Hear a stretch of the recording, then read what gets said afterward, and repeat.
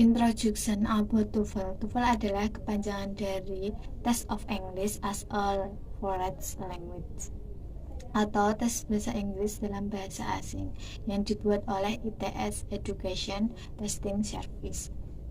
Bagian soal TOEFL. 1. Tes untuk persiapan TOEFL terdiri dari 3 bagian. 1.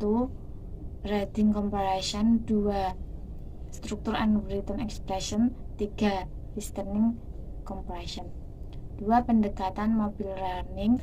3. Perangkat telepon seluler. 4.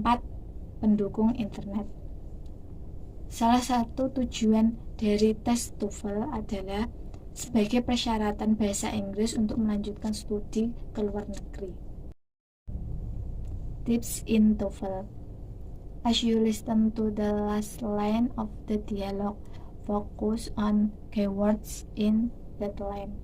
Jadi, dalam mengerjakan tes soal TOEFL, kita harus mengetahui kata-kata kunci dalam kalimat terakhir dialog itu atau baris itu.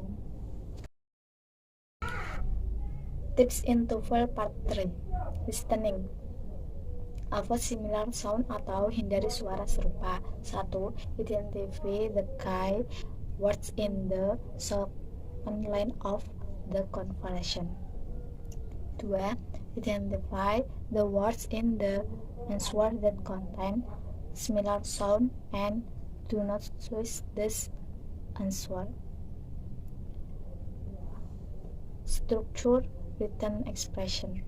Tenses with multiple clause.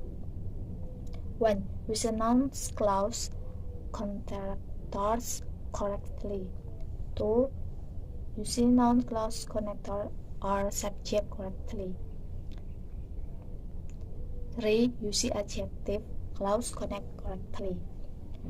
4. Use adjective clause connector or subject correctly. Adapun pengertian dari noun clause, yaitu klausa yang berfungsi sebagai nomina juga digunakan atau memiliki fungsi yang sama sebagai kata benda. Contoh noun clause. I like what you have. Kedua, pengertian dari adjective clause adalah klausa yang digunakan ketika hendak memberi sifat dari sebuah kata benda atau noun. Contoh yaitu we see a baby boy. Yang kedua, he eats a porridge. Yang menjadi we see a baby boy who eats porridge. Tips in TOEFL part 4. Dalam menyimak menarik kesimpulan tentang siapa, apa, di mana, ada 3 macam pertanyaan. Yang pertama, siapa yang mungkin berbicara atau who is probably talking. 2. Apa yang akan dia lakukan selanjutnya atau what. 3. Di mana percakapan itu mungkin terjadi, where. Contoh kalimat who, what, where. Who is singing? What's your favorite food? Where are you going? Tips in TOEFL part 5. Listening negative.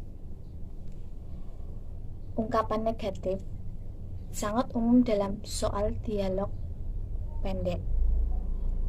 Jawaban yang tepat terhadap pernyataan negatif biasanya berupa pernyataan positif yang berisi kata yang menggunakan makna berlawanan atau opposite. Struktur written expression. Sentence with invert subject and verb. Sentence with invert subject and verb berhubungan dengan kata tanya seperti who, what, where, why, when, dan how. Kata-kata ini biasanya memiliki dua fungsi yang sangat berbeda dalam sebuah kalimat. Pertama, menunjukkan sebuah pertanyaan. Dalam bentuk ini, subjek dan kata kerja yang mengikuti dibalik. Contoh, what is the homework? Kedua, kata-kata ini bisa mengikuti bersama dua klausa. Contoh, I do not know what the homework is.